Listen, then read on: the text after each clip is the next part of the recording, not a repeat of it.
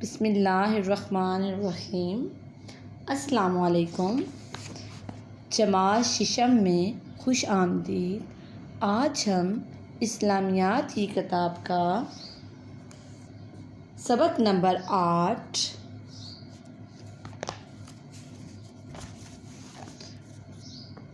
فرما رواؤں کو دعوت اسلام پڑھیں گے، جو کہ صفحہ نمبر 33 پر موجود ہے۔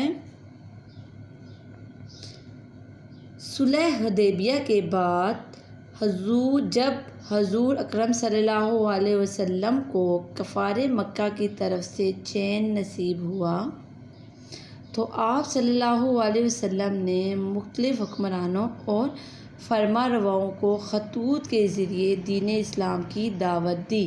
یعنی صلح حدیبیہ سے کیا مراد ہے؟ صلح حدیبیہ سے مراد وہ صلح ہے جو کفار اور مسلمانوں کے درمیان 6 ہجری میں ہوئی، ہوئی۔ اس کے بعد کفار نے مسلمانوں کو تنگ کرنا کم کر دیا۔ اس وقت حضور صلی اللہ علیہ وسلم کو سکون نصیب ہوا تو آپ صلی اللہ علیہ وسلم نے مختلف ملکوں کے حکمرانوں اور فرما رواؤں کو خطوط کے ذریعے اسلام کی دعوت دی۔ کیسر روم کے نام خط۔ بسم اللہ الرحمن الرحیم۔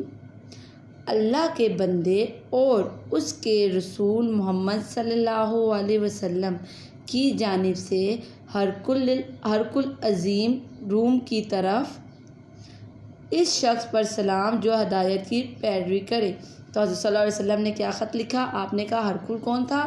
جو روم کا بادشاہ تھا، جو روم کا سردار تھا، اس کو انہوں نے کیا خط لکھا کہ اس شخص پر سلام، اللہ کے بندے اور اس کے رسول پر کی طرف سے اس شخص پر سلام جو کہ ہدایت کی پیروی کرے، یعنی ہدایت پر عمل کرے۔ تم اسلام لاؤ سالم رہو گے۔ اسلام لاؤ سالم رہو گے، یعنی اگر تم اسلام لاؤ گے تو تم سلامت رہو گے، تمہاری سلامتی ہوگی۔ اسلام لاؤ، اللہ تعالیٰ تمہیں تمہارا اجر 2 بار دے گا، یعنی اگر تم اسلام لاؤ گے تو اللہ تعالیٰ تمہیں 2 گنا اجر تمہیں دے گا۔ اور اگر تم روگردانی کرو گے، یعنی اس پر عمل نہیں کرو گے، اس بات کو رد کرو گے تو تم پر اریسوں رعایا کا بھی گناہ ہوگا، اور اگر تم اس عمل نہیں کرو گے تو تم پر اپنے رعایا کا بھی گناہ ہوگا۔ اے اہل کتاب، ایک ایسی بات کی طرف آؤ جو ہمارے اور تمہارے درمیان برابر ہے۔ تو پھر حضرت صلی اللہ علیہ وسلم نے کیا لکھا خط میں کہ اے اہل کتاب آؤ، ہم لوگ پہلے ایک ایسی بات کی طرف آتے ہیں جو تمہارے اور ہمارے مذہب میں یکساں ہے۔ وہ بات کیا ہے؟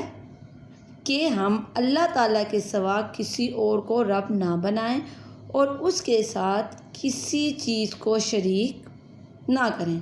تو ان کی اور ہمارے مذہب میں کیا چیز مشترک تھی؟ کہ اللہ کے سوا کوئی معبود نہیں اور اللہ کے سوا کوئی بھی عبادت کے لائق نہیں۔ تو سب سے پہلے حضرت صلی اللہ علیہ وسلم نے کہا کہ آؤ تم اور میں ہم ایک ایسی بات کی طرف آتے ہیں جو تمہارے اور ہمارے مذہب میں یکساں ہے۔ کہ وہ کیا بات تھی؟ وہ بات یہ تھی کہ اللہ ایک ہے اور اس کے سوا کوئی معبود نہیں، اور نہ اللہ تعالیٰ کے سوا ہم اپنے میں سے کسی کو رب مانیں۔ ہم لوگوں میں سے کوئی بھی رب نہیں ہے، ایک ہی رب ہے، اور وہ کون ہے؟ اللہ تعالیٰ۔ پس اگر لوگ رخ پھیریں، یعنی عمل نہ کریں لوگ، تو کہہ دو کہ تم لوگ گواہ رہو ہم مسلمان ہیں، اور جو لوگ رخ پھیریں انہیں کہہ دینا کہ وہ کہیں کہ اس بات کے آپ لوگ گواہ رہنا کہ ہم لوگ کون ہیں؟ مسلمان ہیں۔ آپ صلی اللہ علیہ وسلم کے عہد نبوت میں 2 بڑی طاقتیں تھیں۔ عہد نبوت یعنی حضور صلی اللہ علیہ وسلم کا جب نبوت کا دور تھا اس وقت 2 بڑی طاقتیں وہاں پر موجود تھیں۔ ایک کیسر روم جس کی سلطنت شام تک پھیلی ہوئی تھی، اور دوسری خسرہ ایران۔ کیسر نے انہی دنوں میں ایرانیوں کے خلاف کامیاب جنگ لڑی تھی۔ وہ اس فتح کی خوشی میں جشن منانے بیت المقدس آیا ہوا تھا۔ ان دنوں میں جب حضور صلی اللہ علیہ وسلم نے روم کے بادشاہ کے نام خط لکھا، روم کے سردار کے نام خط لکھا ان دنوں میں کیسر نے ایرانیوں کے خلاف جنگ جیتی ہوئی تھی، اس لیے وہ جشن منانے یعنی اپنی خوشی منانے بیت المقدس آیا ہوا تھا۔ تو اس کو مبارکباد دینے والوں میں سردار مکہ ابو سفیان بھی تھا، جو کہ تجارتی غرض سے ملک شام میں تھا۔ تو ان کو مبارک دینے والے سرداروں میں مکہ کے سردار ابو سفیان بھی آیا ہوا تھا۔ جب حضور اکرم صلی اللہ علیہ وسلم کے قاصد کسے کہتے ہیں؟ جو ایک جگہ سے دوسری جگہ پیغام لے کے جاتا ہے، اسے قاصد کہتے ہیں۔ حضرت دہیہ کلبی رضی اللہ تعالیٰ عنہ آپ صلی اللہ علیہ وسلم کا پیغام لے کر ہرقل کیسر روم کے دربار میں پہنچے، تو ہرقل نے صورتحال معلوم کرنے کے لیے ابو سفیان کو بلوا لیا۔ تو جب حضرت دہیہ کلبی آپ کا پیغام ہرقل کے پاس لے کر گئے، روم کے سردار ہرقل کے پاس لے کر گئے، تو اس نے حضور صلی اللہ علیہ وسلم کے بارے میں معلومات حاصل کرنے اور ان کے دین کے بارے میں معلومات حاصل کرنے کے لیے ابو سفیان کو اپنے پاس بلایا۔ ہرقل نے ابو سفیان سے حضور صلی اللہ علیہ وسلم کے بارے میں متعدد سوالات کیے، متعدد یعنی بے شمار، بہت زیادہ۔ تو ہرقل نے حضور صلی اللہ علیہ وسلم کی شخصیت کے بارے میں مختلف سوالات کس سے کیے؟ ابو سفیان سے کیے۔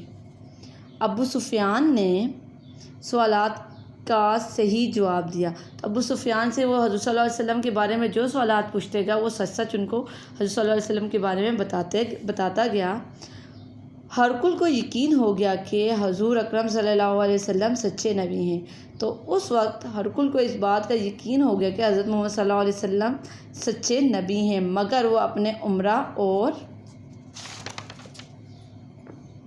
مذہبی پیشہ وراؤں کی مخالفت کی ڈر سے اعلانیہ طور پر آپ صلی اللہ علیہ وسلم کی نبوت کا اقرار نہ کر سکا، یعنی اعلانیہ طور پر، عام طور پر، یعنی وہ کھلے عام آپ کی جو ہے نا نبوت کا اقرار نہیں کر سکا، لیکن دل سے اس نے آپ کو نبی مان لیا تھا۔ شکریہ، آج کا ہمارا سبق مکمل ہوا۔ اللہ حافظ۔